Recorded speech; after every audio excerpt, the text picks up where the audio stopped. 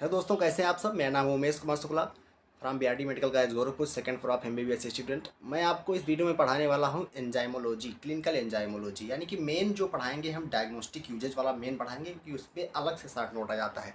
Long answer आया तो आपको पूरा यूज लिखना पड़ेगा एंजाइम का। तो 4 तरीके से हम एंजाइम का यूज पढ़ेंगे: clinical uses, diagnostic uses, therapeutic uses और लेबोरेटरी यूजेज, इंडस्ट्रियल यूजेज। ये सब चीज़ें हम ये ऐसे हेडिंग डाल के हम एंजाइम का यूज पढ़ेंगे और देखेंगे कि प्लाज्मा फंक्शनल एंजाइम क्या होता है और प्लाज्मा नॉन फंक्शनल एंजाइम क्या होता है, उसका एग्जाम्पल क्या है और कंसनट्रेशन उसका कितना होता है ब्लड में। इस चीज़ पर हम डिस्कस करने वाले हैं इस वीडियो में। तो इससे पहले आप चैनल को लाइक कर दीजिए, सब्सक्राइब कर दीजिए और शेयर कर दीजिए दोस्तों में जिनको ऐसा वीडियो चाहिए, ठीक है। और लाइक ज़रूर कर दीजिए आप, ठीक है। चलो शुरू करते हैं एंजाइम का यूज, यानी कि क्लिनिकल एंजाइमोलॉजी। तो क्लिनिकल एंजाइमोलॉजी को पहले हम देखो बांट लेंगे कि कितने प्रकार के हमको पढ़ना है। देखो, जो एंजाइम होती हैं ब्लड में जो एंजाइम होती हैं वो 2 प्रकार की होती हैं। एक होती है प्लाज्मा फंक्शनल एंजाइम और एक होती है प्लाज्मा नॉन फंक्शनल एंजाइम। ऐसी जो प्लाज्मा में फंक्शन करती हैं और दूसरी जो प्लाज्मा में नॉन फंक्शनल रूप में पड़ी रहती हैं, केवल उनका काम ही पड़ा रहना। जैसे कि और जो प्लाज्मा में पड़ी रहती हैं एंजाइम्स, वो आगे काम करती हैं तुम्हारे क्लिनिकल डायग्नोस्टिक में। तो जो प्लाज्मा फंक्शनल एंजाइम है, देखो जो प्लाज्मा फंक्शनल एंजाइम है, plasma actively secreted in plasma, actively क्या होंगी, प्लाज्मा में सिक्रीट होंगी। तो प्लाज्मा फंक्शनल एंजाइम क्या होती हैं, एक्टिवली सिक्रीट होती हैं प्लाज्मा में। जैसे कि एग्जांपल है ब्लड कोगुलेटिंग एंजाइम। जो ब्लड कोगुलेशन के एंजाइम हैं वो तुम्हारे इसमें आते हैं, लाइपेज वाइपेज भी इसी में आएगा, ठीक है। प्लाज्मा नॉन फंक्शनल एंजाइम है, इसे normal level in blood blood very low होता है। नॉर्मली अगर देखा जाए तो ब्लड में इनका लेवल बहुत ही लो होता है, लेकिन जैसे ही कोई डैमेज होता है टिश्यू में, सेल डेथ हो जाती है, नेक्रोसिस होती है, बियर टियर होता है, तो इनका कंसंट्रेशन क्या होता है, एकदम ड्रेस्टिकली क्या हो जाता है, इंक्रीज। तो ये ध्यान रखिएगा, इनका कंसंट्रेशन एकदम इंक्रीज हो जाता है, ठीक है।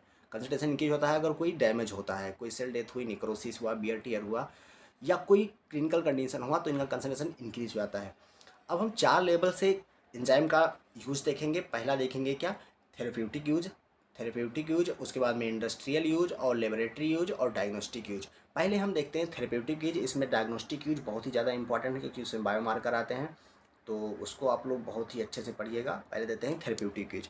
थेरेप्यूटिक यूज में यानी कि हमको किसी ट्रीटमेंट में यूज करना है, हमको किसी रोग के खिलाफ हमको यूज करना है उस दवाई को, तो उस एंजाइम को तो कैसे यूज करेंगे और उसमें कहाँ कहाँ कैसा यूज होता है, इसके बारे में देखना है। तो देखो, आपको इसमें नाम याद करना होगा। नाम याद करने के लिए ठीक है एस्पार, ठीक है। एस्पार, एस्पार ए से तुम्हारा एस्पार्जिनेज है जो एक्यूट ल्यूकेमिया में काम आता है। एस से स्टेप्टोकाइनेज जैसे यूरोकाइनेज है, वो तुम्हारा क्लॉट बस्टर कहलाता है, यानी कि क्लॉट को लाइसिस करने के लिए यूज होता है। और क्लॉट को लाइसिस कर देता है तो कहाँ पर यूज होगा, मायोकार्डियल इन्फेक्शन में। वहीं पर पी से पेपेन, पेपेन तुम्हारा एंटी इन्फ्लामेटरी है, और वहीं पर ए से अल्फा 1 एंटीट्रिप्सिन जो एम्फाइसीमा में यूज होता है। ये तो नीट में भी पढ़ के आए होंगे आप लोग। आर से आरटीपीए है। आरटीपीए का फुल फॉर्म क्या है, रिकॉम्बिनेंट टिश्यू प्लाज्मिनोजन एक्टिवेटर। तो रिकॉम्बिनेंट टिश्यू प्लाज्मिनोजन एक्टिवेटर ये तुम्हारा मायोकार्डियल इन्फेक्शन में यूज होता है ये, और सेरेब्रोवैस्कुलर एपिस्ट्रोक में यूज होता है, सीबीई में, सेरेब्रोवैस्कुलर एपिस्ट्रोक में यूज होता है। 2 और है तुम्हारे स्ट्रेप्टोडोनेज जो तुम्हारा डीएनएज लोकल फंक्शन करवाता है, वहीं पर पैंक्रियाटिक डाइजेस्टिव डिजार्डर में यूज होता है। तो ये थेरेप्यूटिक यूज हो गया तुम्हारा एंजाइम का। अब हम अगला यूज देखते हैं, इंडस्ट्रियल यूज। तो इंडस्ट्रियल यूज के बारे में तो बहुत ही अच्छे जानते होंगे। लाइपेज साबुन बनता है तो वहाँ पर लाइपेज का जरूरत पड़ता है। तो लाइपेज कहाँ पर यूज होगा आपका, सोप इंडस्ट्री में। पेक्टिनेज एंड प्रोटीएज, नीट का एनसीईआरटी का लाइन, पेक्टिनेज एंड प्रोटीएज तुम्हारा जूस इंडस्ट्री में यूज होते हैं, उसको साफ करने के लिए, क्लीन करने के लिए। अब हम देखते हैं लेबोरेटरी यूज। तो जो लेबोरेटरी यूज में होता है ये भी इंपॉर्टेंट है। लेबोरेटरी यूज तुम्हारा क्या है, जैसे कि इलाइसा एंजाइम लिंक्ड इम्यूनोसार्बेंट एस्से में तुम्हारी एंजाइम यूज होती है हार्स रेडिस प्रोक्सीडेज।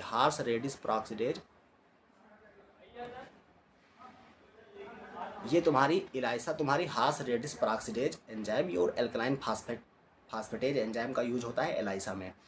आरडीएनए टेक्नोलॉजी में टेक पॉलीमरेज एंजाइम का यूज होता है, रेस्ट्रिक्शन इंडोन्यूक्लियेज एंजाइम का यूज होता है, डीएन और कई एंजाइम का यूज होता है, डीएनए लाइगेज हुआ, ठीक है। और कई सारी एंजाइम है, लेकिन इतना आप यहाँ याद रखें, tag polymerase, restriction nuclease, ligase. Glucose को ग्लूकोज के लेबोरेटरी में यूज किया जाता है हेक्सोकाइनेज, गॉड पॉड, और यूरिया के लिए यूरेज, यूरिक एसिड के लिए यूरिकेज, और कोलेस्ट्रॉल के लिए गॉड पॉड, और ट्राइग्लिसराइड के लिए लाइपेज। ट्राइग्लिसराइड के लिए क्या किया जाता है? लाइपेज। तो ये तुम्हारा लेबोरेटरी यूज हो गया। अब जो हम मेन पढ़ने वाले हैं क्या है? Diagnostic use. तो डायग्नोस्टिक यूज हम पढ़ेंगे अच्छे से, क्योंकि इसमें मार्कर्स हैं। ठीक है, देखो डायग्नोस्टिक यूज में देखो कार्डियक बायोमार्कर्स के बारे में हम पता करते हैं। देखो बायोमार्कर्स क्या होते हैं, पहले इसको जानिए आप। देखो जो बायोमार्कर्स होते हैं, यानी कि जब नॉर्मल ब्लड फ्लो में नॉर्मल लेवल पे होंगे, जब ब्लड फ्लो नॉर्मल है तो नॉर्मल लेवल पे होंगे, लेकिन कहीं अगर डिजीज़ हुआ, कोई पैथोलॉजिकल कंडीशन चेंज हुई, पैथोलॉजिकल कंडीशन कोई जनरेट हुआ, तब क्या होता है, इनका लेवल स्लाइटली इंक्रीज हो जाता है या बहुत ही इंक्रीज हो जाता है। तो उनको हम पता करके कि किसका लेवल इंक्रीज हो गया है, इसके आधार पे हम डिजीज़ को डायग्नोस कर सकते हैं, डिजीज़ बता सकते हैं कि इसको ये डिजीज़ होगी। ठीक है, तो वही है बायोमार्कर। बायोमार्कर क्या है? जो हमको बता देते हैं कि कोई डिजीज़ है, किस आर्गन की डिजीज़ है। और भाई स्पेसिफिक होना चाहिए। मान लो कोई लीवर डिजीज़ में बढ़ता है तो वो लीवर में ही बढ़ना चाहिए। मान लो 4-5 डिजीज़ में बढ़ जा रहा है, लीवर डिजीज़ में बढ़ जा रहा है, कार्डिक डिजीज़ में भी बढ़ जा रहा है, किडनी डिजीज़ में बढ़ जा रहा है, तो 3-4 में बढ़ जा रहा है, तो तुम जान नहीं पाओगे स्पेसिफिक कि लीवर का डिजीज़ है कि किडनी का डिजीज़ है या हार्ट का डिजीज़ है।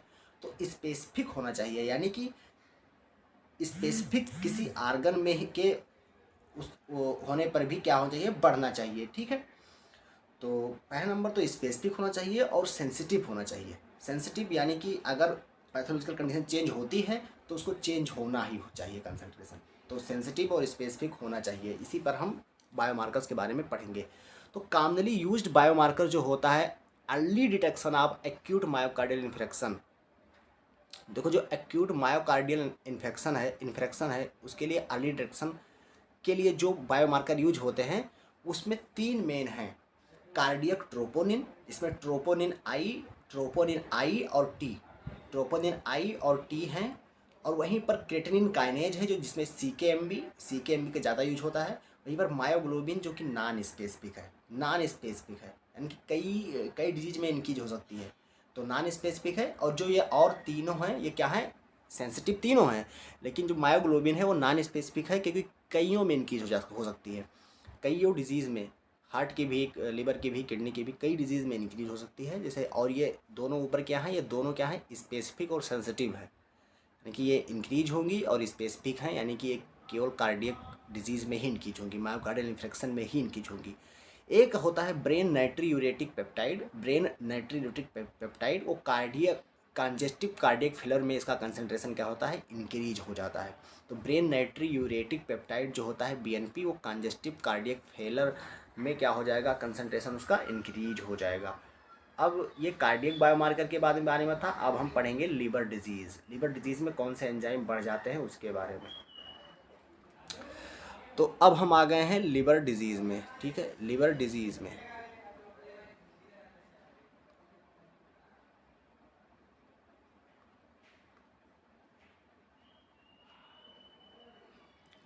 आ गए हैं। देखो लिवर में क्या है? मेनली होता है एएलटी, एएलपी और एसटी। एएलपी और एसटी लिवर डिजीज़ के लिए होते हैं। इन्हीं का डिफरेंट प्रपोर्शन में इंक्रीज देखते हैं हम डिफरेंट डिजीज़ जानने के लिए। जैसे कि अगर जो नॉर्मल एएलटी लेवल होगा, एएलपी और एएसटी से ज़्यादा इंक्रीज होता है। एएलटी जो होता है वो एएलपी और एएसटी से ज़्यादा इंक्रीज होता है। एएलटी का फुल फॉर्म है एलेनिन अमीनो ट्रांसफरेज, एएलपी का फुल फॉर्म है एल्केलाइन फास्फेटेज, वहीं एएसटी का फुल फॉर्म है एस्पार्टेट अमीनो ट्रांसफरेज। तो ये आप ध्यान रखिएगा। जो एएलटी होता है इसका ओल्ड नेम एसजीपीटी है। ओल्ड नेम क्या है? एसजीपीटी है। सीरम ग्लूटामेट पायरुवेट ट्रांसएमिनेज इसका पुराना नेम है। अगर ये इंक्रीज हो गया ज़्यादा मात्रा में, तो किस में हो? तो हमको पता चल जाएगा कि उसको एक्यूट हिपेटाइटिस है। क्या है? एक्यूट हिपेटाइटिस है। चाहे वो टॉक्सिक भी हो सकता है या वायरल ओरिजिन का हो। चाहे वो टॉक्सिक यानी कि ज़्यादा तो जहर खाने से हुआ है, या वायरल इन्फेक्शन का है, एक्यूट हिपेटाइटिस है उसको। मोर स्पेसिफिक है। ये वाला जो जो तुम्हारा ALT है, SGPT है, क्या है, मोर स्पेसिफिक है तुम्हारे लीवर डिजीज़ में, यानी कि ये अगर ज़्यादा इंक्रीज है इसका मतलब केवल लीवर डिजीज़ ही होगा। अगर AST और ALT रेशियो लेस देन 1 होता है तो लीवर डिजीज़ होती है, अगर ग्रेटर देन 2 होता है तो एल्कोहलिक डिजीज़ होती है, ग्रेटर देन 3 होता है तब भी एल्कोहलिक डिजीज़ होती है। AST, अब हम कंपैरेटिव स्टडी देखते हैं कि AST, ALT और ALP में अगर AST और ALT कम इंक्रीज हुए हैं ALP के तुलना में तो ऑब्स्ट्रक्टिव लीवर डिजीज़ होगा। वहीं पर ALT और AST अगर ज़्यादा इंक्रीज हुए हैं ALP के तुलना में तो हिपेटाइटिस होगा। क्या होगा? हिपेटाइटिस होगा। हिपेटाइटिस क्या है? वायरल डिजीज़ है या टॉक्सिक हो सकता है। अब हम देखते हैं पैंक्रियाटिक डिजीज़ के बारे में। पैंक्रियाटिक डिजीज़, तो पैंक्रियाटिक डिजीज़ में तुम्हारा एमाइलेज नॉन स्पेसिफिक है और लाइपेज तुम्हारा क्या है? मोर स्पेसिफिक है।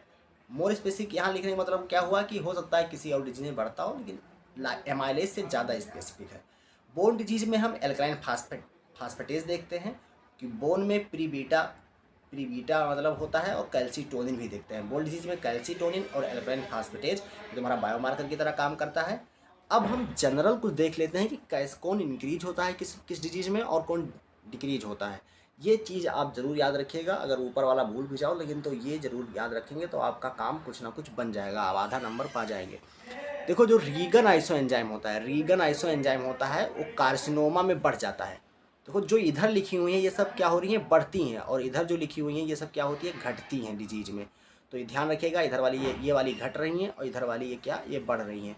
तो रीगन आइसो एंजाइम कार्सिनोमा में बढ़ जाता है। AST ALT हिपेटाइटिस में बढ़ जाता है। ACP तुम्हारा प्रोस्टेट कैंसर में बढ़ जाता है। ALP ऑब्स्ट्रक्टिव डिजीज में बढ़ जाता है। एमाइलेज पैंक्रियाटाइटिस में बढ़ जाता है। लाइपेज भी पैंक्रियाटाइटिस में बढ़ जाता है। CKMB हार्ट डिजीज में बढ़ जाता है एंड मायोकार्डियल इन्फेक्शन में। वहीं पर लैक्टेट डिहाइड्रोजनेज 1 तुम्हारा मायोकार्डियल इन्फेक्शन में बढ़ जाता है और लैक्टेट डिहाइड्रोजन 4-5 तुम्हारा लीवर डिजीज में बढ़ जाता है। एमाइलेज लीवर डिजीज में घट जाता है। सेरोप्लाज्मिन विल्सन डिजीज में घट जाता है।